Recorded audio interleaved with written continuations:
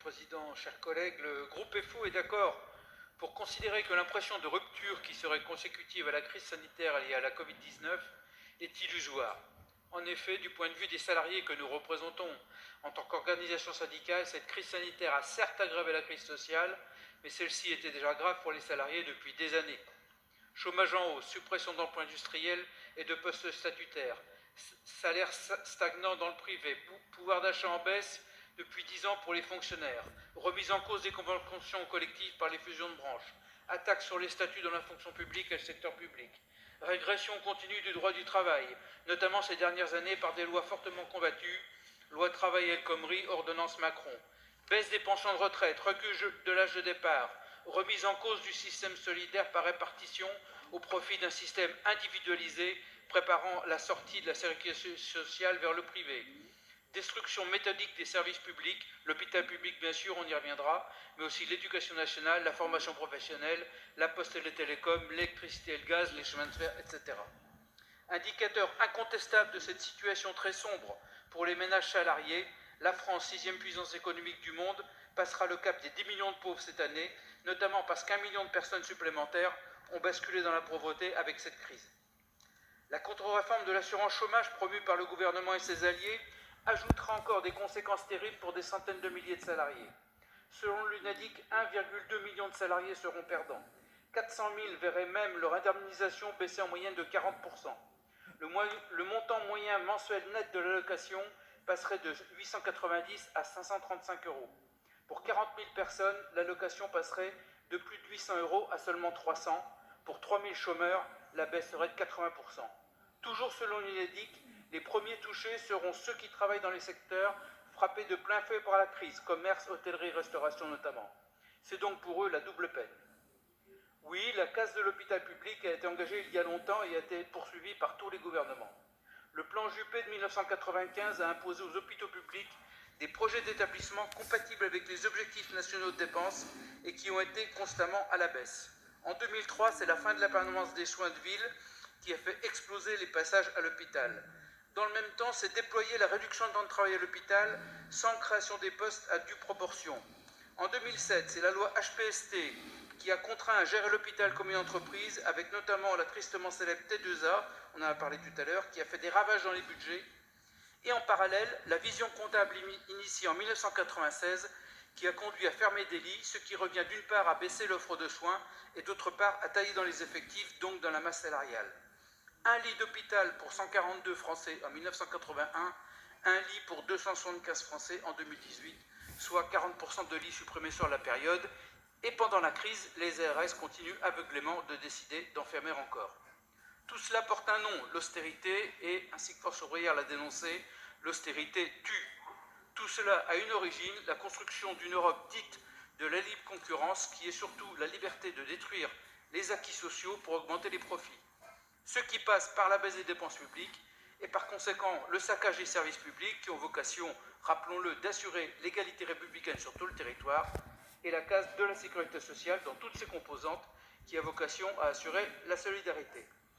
Tout au long, cependant, les gouvernements organisaient les vases communicants, la baisse des dépenses publiques finançait la baisse des impôts des plus riches et les aides versées par milliards aux entreprises, le tout plus souvent sans contrepartie, voire même sans contrôle, et certaines ne se sont pas gênées pour encaisser des aides puis fermer les usines subventionnées sans qu'il soit possible de récupérer ces fonds publics.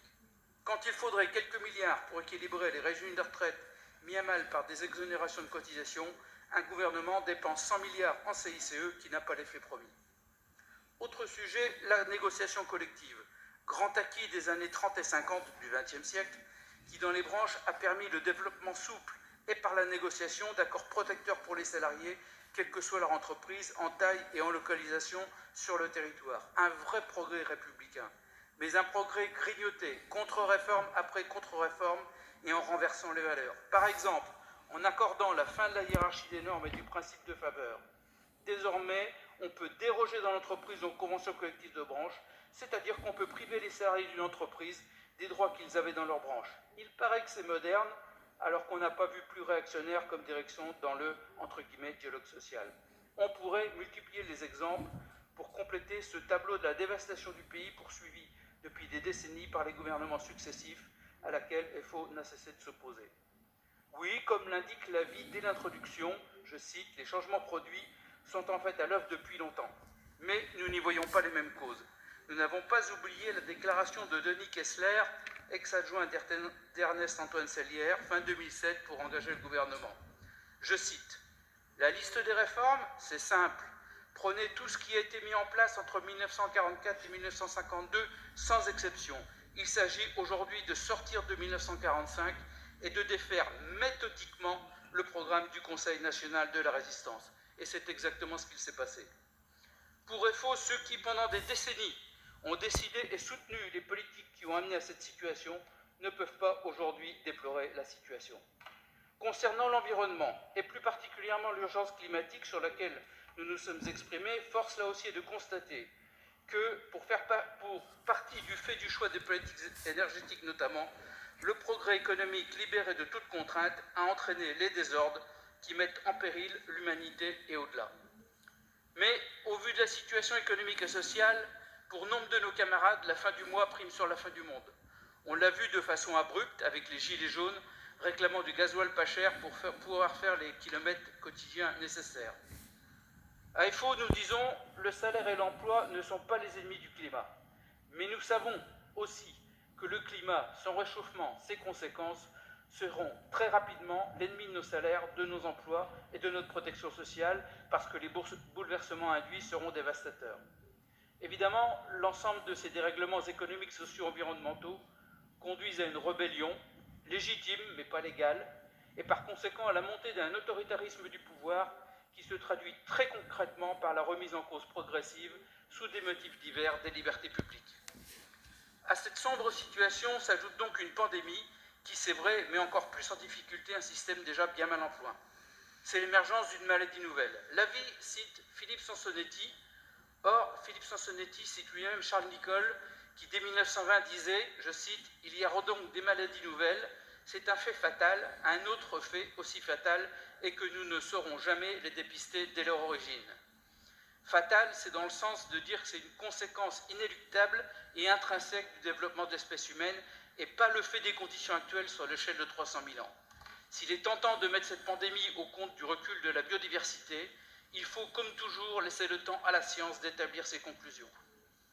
La résilience, entre guillemets, est à la mode. L'illustration peut être un peu caricaturale. C'est le président Macron invitant un jeune à traverser la rue pour trouver un emploi, dans un pays qui comptait à ce moment-là 5 millions de chômeurs et au grand maximum 800 000 offres d'emploi non pourvues. Pour utiliser le jargon en vogue, est-ce que la résilience ne consisterait pas, pour les managers de la Start-up Nation, à évaluer les collaborateurs sur leur capacité à être employables, polyvalents et acteurs de leur parcours professionnel? Autrement dit, sans langue de bois, la capacité à faire n'importe quel boulot dans de mauvaises conditions et sans revendiquer. Partant de ce constat global, FO considère que les débats sur la gouvernance et la dose de tel ou tel type de démocratie participative est au mieux un écran de fumée pour masquer les véritables enjeux et distraire les regards. Ainsi, la décentralisation, la participation et d'autres notions pseudo-modernistes ne servent-elles qu'à mieux accompagner la régression et la présenter comme la seule voie praticable. There is no alternative, il n'y a pas d'alternative, donc venez discuter des décisions que nous avons prises. L'illustration, là aussi caricaturale, de cela, c'est la Convention citoyenne pour le climat, où on a fait croire à 150 kidam qui décidaient d'une politique alors que tout était fait pour les amener à choisir des solutions prédécidées. Ne parlons même pas du grand débat national qui a été une mascarade. On l'a vu avec les ordonnances Macron sur le droit du travail. La concertation n'est pas la négociation. Le pouvoir écoute poliment, mais il n'entend que ce qu'il veut. FO récuse totalement le concept de corps intermédiaire employé dans la vie pour désigner notamment les organisations syndicales. Dans la tradition du mouvement ouvrier, nous ne représentons pas des citoyens, mais les salariés. Nous ne sommes pas un mouvement politique, un parti syndical, mais l'organisation de la classe ouvrière pour la défense de ses intérêts propres.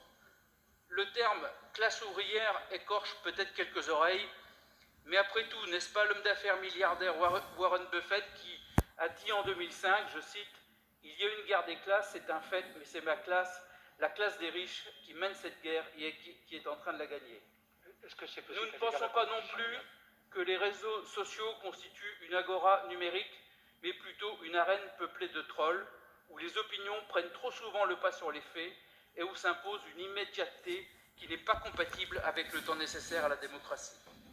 Pour EFO, le Césaire doit rester un conseil consultatif et le pouvoir doit rester aux urnes, à l'électeur, aux citoyens, qui élisent ses représentants et leur délèguent le temps d'un mandat, le pouvoir législatif et exécutif.